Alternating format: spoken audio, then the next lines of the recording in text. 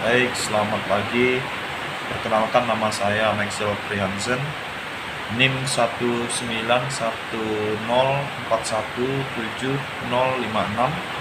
kelas E daerah, mata kuliah Analisis Lingkungan Bisnis, itu UTS, dosen Pak Adi Mursalim, SEMM. Saya akan menjawab soal dari Pak Adi Mursalim. Yang pertama itu adalah analisis lingkungan bisnis.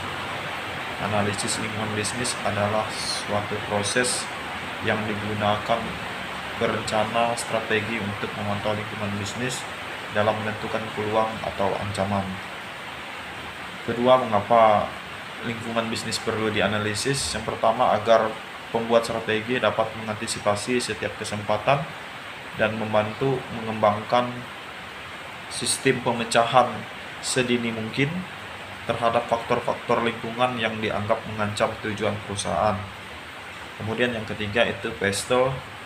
PESTEL itu analisis metode yang digunakan untuk mengidentifikasi faktor-faktor eksternal yang mempengaruhi suatu organisasi. Yang keempat, strategi yang digunakan perusahaan dalam persaingan yang bukan merupakan strategi pasar. Banyak perusahaan yang terlibat dalam strategi non pasar sehingga mereka dapat mengalahkan pesaing mereka di dasar atau untuk mengamankan monopoli pasar. Yang kelima, faktor eksternal saat ini memiliki peran yang penting bagi pengembangan usaha. Contohnya, dalam keadaan saat ini faktor eksternal terbesar dan menjadi pertimbangan terbesar adalah tentang bagaimana perusahaan dapat terus berinovasi di tengah kondisi pandemi.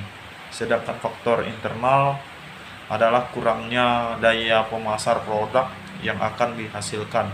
Bisa dilihat bahwa hampir seluruh sektor terjadi pengurangan jumlah penduduk yang bekerja, terutama untuk industri pengolahan terjadi pengurangan besar.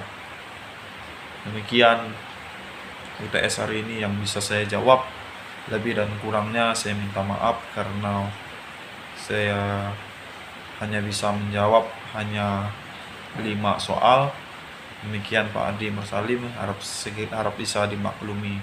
Terima kasih.